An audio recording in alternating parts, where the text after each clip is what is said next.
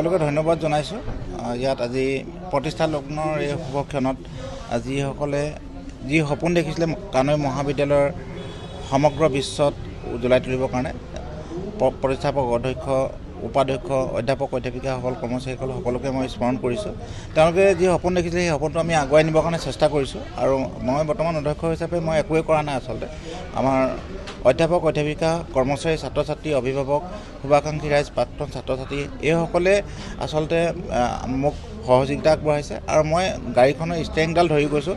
তেওঁলোক হ'ল ইঞ্জিনটো, গতিকে তেওঁলোকৰ সেই ইঞ্জিনটো আৰু 4 চকাৰে তেওঁলোকে চলাই লৈ গৈছে। মই ষ্টেৰিংডাল ধৰি আছোঁ আৰু মই ভাবিছোঁ যে আমি আৰু কৰিবলগীয়া আছে। মহাবিদ্যালয়খন আমি কিছু ক'ৰবাত হয়তো অকণমান আগুৱাইছোঁ, কিন্তু কৰিবলগীয়া কিন্তু যথেষ্ট আছে।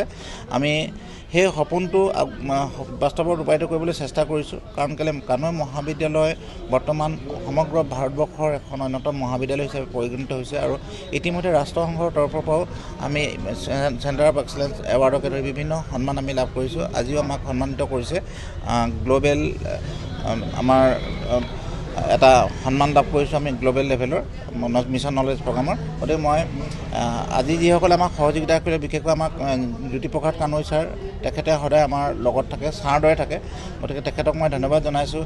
আমাৰ সঞ্জীৱ কাকতি, ডাক্তৰ সঞ্জীৱ কাকতি, আমি সকলোৱে জানো যে বহুত কষ্ট কৰি অসম মেডিকেল কলেজখন পৰিচালনা কৰি আছে আৰু তেখেতৰ আমি সন্মান জনাবৰ কাৰণে আজি এটা অশ্বিনীচৰণ চৌধুৰী আমি তেখেতক বঁটা দিছোঁ তেওঁৰ নামত। কাৰণ অশ্বিনীচৰণ চৌধুৰী আছিলে আমাৰ প্ৰথমগৰাকী পৰিচালনা সমিতিৰ সম্পাদক।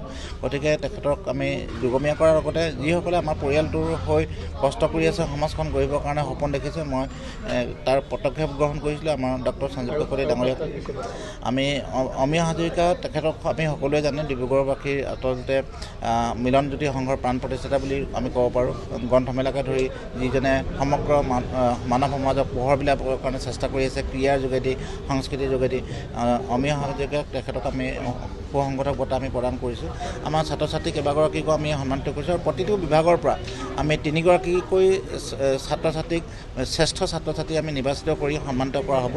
আৰু LP দত্ত সৰণিত আমি এটা বঁটা আমি প্ৰত্যেক বছৰ দি আহিছোঁ। এগৰাকী ছাত্ৰী আমাৰ লাভ কৰিছে, গতিকে তেওঁকো আমি সন্মানিত কৰিম।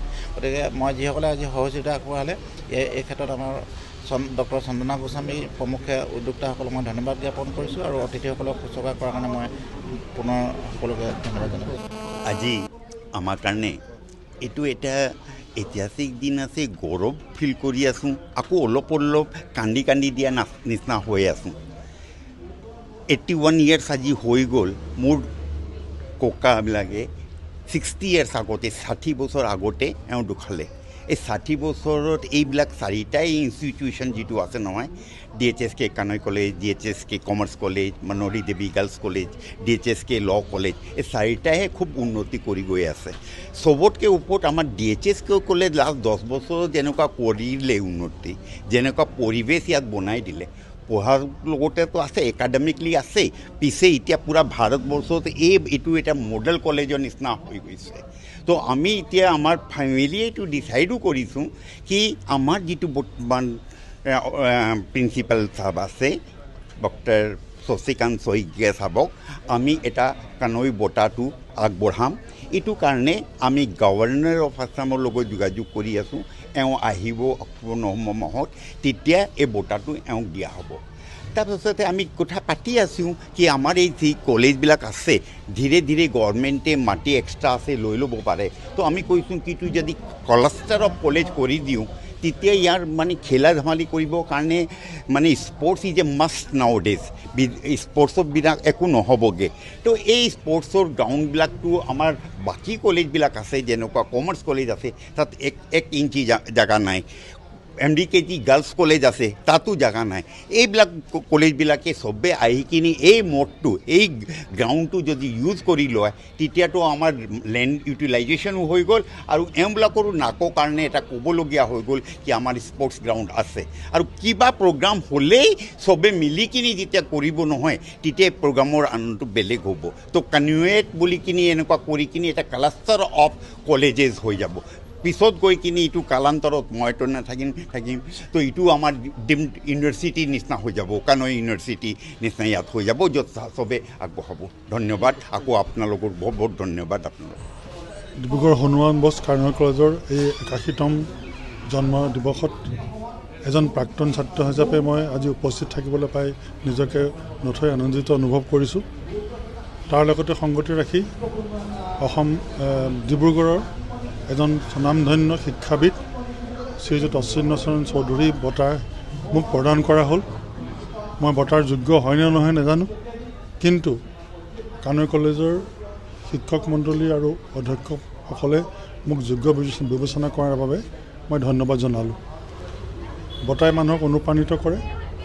আশা কৰিছোঁ এজন এই মহান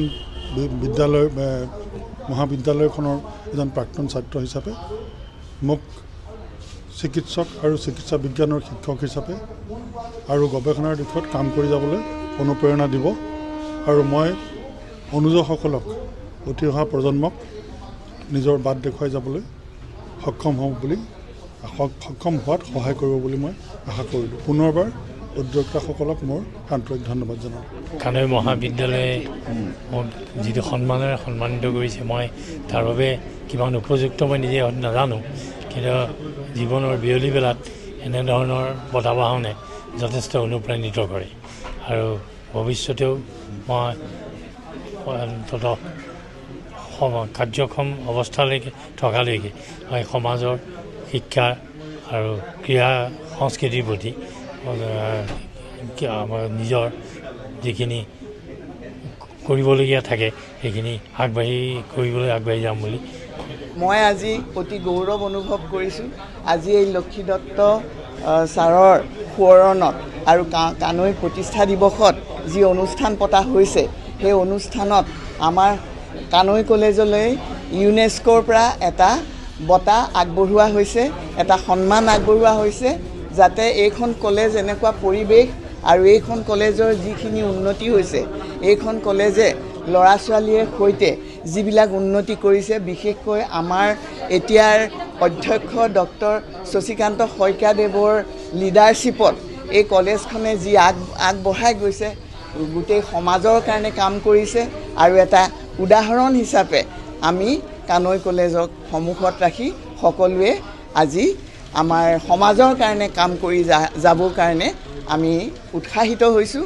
আৰু মই বিশেষকৈ আজি মই এজন ইউনেস্কোৰ মই নিজেও এজন মেম্বাৰ হয়, আৰু ইউনেস্কোৰ যিজন ইণ্ডিয়াস্থিত সভাপতি ডক্টৰ অশ্বিনী শৰ্মা ছাৰৰে সৈতে এই কানৈ কলেজৰ অধ্যক্ষক বা কানৈ কলেজক যিটো সন্মান প্ৰদান কৰিলে আৰু মই তাত উপস্থিত থাকিলোঁ, তাৰ কাৰণে মই নিজকে গৌৰৱ অনুভৱ কৰিছোঁ।